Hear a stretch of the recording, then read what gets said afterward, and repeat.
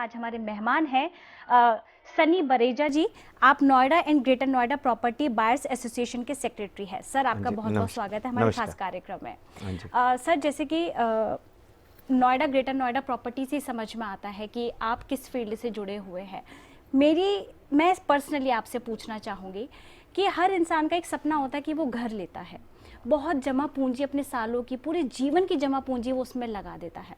लेकिन चलो जैसे तैसे करके वो ले भी ले, लेकिन कभी इतने आजकल हमें सुनने में आ रहा है फ्रॉड केस, और खासकर नोएडा और ग्रेटर नोएडा में इंसान अपना जमा पूंजी लगा के पैसा पूरा खर्च करके पूरा घर ले भी रहा है और बहुत खुश है, लेकिन बाद में समझ में आता है कि उसे पोजीशन ही नहीं मिला। क्यों? देखिए, ये एक बहुत बड़ी प्रॉब्लम है। स्पेसिफिकली अगर हम इस रीजन की बात करें तो पूरे इंडिया की बात करें तो लगभग 5 लाख के करीब यूनिट्स जो हैं वो स्टॉल्ड हैं, जिसके अंदर 1,70,000 से ज़्यादा नोएडा और ग्रेटर नोएडा के अंदर हैं, यानी कि 1/3 से भी ज़्यादा।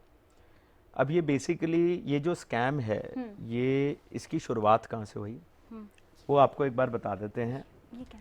तो बेसिकली क्या है कि आज से 12-13 साल पहले जब नोएडा की डेवलपमेंट हो रही थी, नोएडा, ग्रेटर नोएडा और येडा, जो कि मिला के गौतम बुद्ध नगर बनता है, तो अथॉरिटी ने डेवलपमेंट ज़्यादा फास्ट हो उसकी वजह से बिल्डर्स को 10 साल की किश्तों में जो है वो लैंड देना शुरू कर दिया।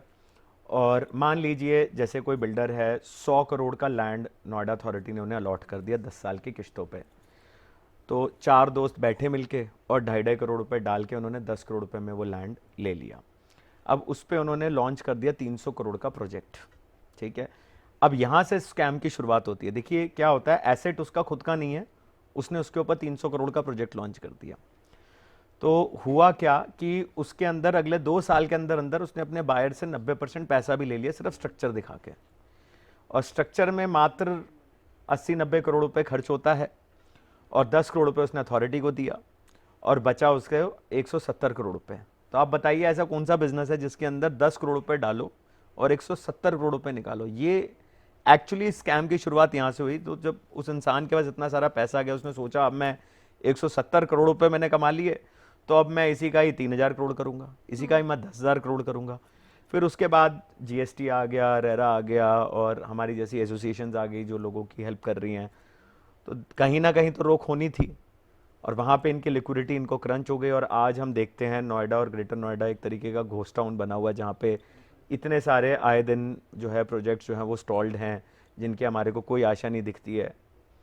बट हाँ, हम लोग कोशिश करते हैं, पिछले 4 से 5 साल से हम लोगों ने कोशिश करी है कि लगभग हमारी एसोसिएशन में 15,000 के करीब बायर्स हैं, जिसके अंदर करीब हमने 1400-1500 बायर्स तक ही पहुँच पाए हैं, क्योंकि हम सारे वॉलंटियर्स हैं तो जितनों तक पहुँच सकते हैं एज अ वॉलंटरी एफर्ट हम करते हैं।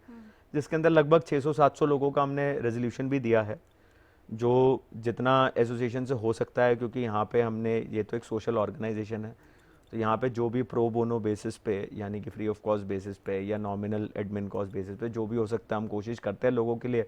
और 600-700 लोगों को अभी रिलीफ भी मिला। लेकिन अभी ये जंग बहुत बड़ी है। कुछ प्रोजेक्ट्स जो बिल्कुल स्टॉल्ड हुए पड़े थे वो एसोसिएशन के प्रेशर से वो शुरू भी हुए, बट अभी भी बहुत सारे लोग ऐसे हैं जिन तक हमें पहुंचना बाकी है। बट ठीक है, हम जितनों का भी भला कर पाएँ, क्योंकि देखो क्या होता है, उनकी लाइफ लॉन्ग पूंजी जो है वो इसमें लगी हुई है और हम ये चीज़ समझते हैं। और मैं भी इस फेज से गुजरा हूँ और हमारे जितने वॉलंटियर्स हैं वो भी इस फेज से गुजरे हुए हैं, तभी हमने ये संस्था भी बनाई थी मिलके।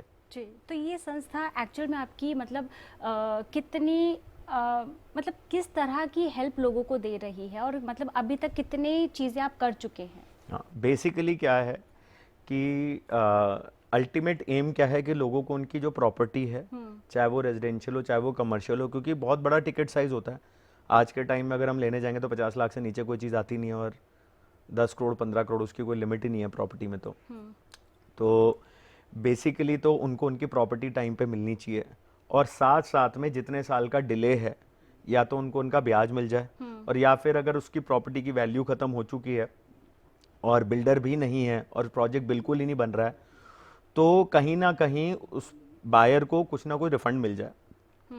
ठीक है, तो उसके लिए हम लोगों ने रेरा की मदद ली, हम लोगों ने कंज्यूमर फोरम में गए, काफ़ी सारे बिल्डर्स के अगेंस्ट पुलिस कंप्लेंट्स करी। इकोनॉमिक ऑफेंस विंग जो कि एक बहुत बढ़िया एक डिपार्टमेंट बना दिया पुलिस ने ही, जिसके अंदर 2.5 करोड़ से ऊपर के जितने भी स्कैम्स आप वहाँ पे रजिस्टर कर सकते हो, तो उन्होंने भी हमारी काफ़ी मदद करी, जिसकी वजह से आज हम रिलीफ ले पाए हैं। तो क्योंकि दिक्कत क्या होती है कि बहुत सारे लोग जब इनको दिक्कत होती है तो दे गो टू डिफरेंट लॉयर्स, और वहाँ पे फीस की जो है दिक्कत, ऑलरेडी बेचारा बंदा पहले ही से ही फंसा हुआ है, तो 50,000 लाख 1.5 लाख कई बार लोग अफोर्ड नहीं कर पाते हैं। तो यहाँ पे जो है, जहाँ जो भी चीज़ें फ्री ऑफ कॉस्ट हो सकती हैं, जो भी चीज़ें एडमिन कॉस्ट या प्रो बोनो बेसिस पे हो सकती हैं, हम उस लेवल पे हेल्प कर देते हैं, ताकि उन लोगों को खर्चे से भी बच जाए और उनको उन्हें रिलीफ भी मिल जाए। क्योंकि और एक संगठन इतना बड़ा है जिसमें यूनाइटेड होके लोग आ जाते हैं, तो एकदम से उन्हें रिलीफ भी मिल जाता है। बिल्कुल सही बात है। कहीं भी पैसा खर्च करने से पहले उसके बारे में जानना और एक अवेयरनेस होना बहुत ज़रूरी है, तभी आप ऐसे तरह के स्कैम से बच सकते हैं। आप अपना कीमती समय निकाल कर यहाँ आए, हमारे दर्शकों के साथ इतनी कीमती अपनी वैल्यूएबल चीज़ें उनके साथ शेयर की, उसके लिए आपका बहुत बहुत धन्यवाद। Thank you.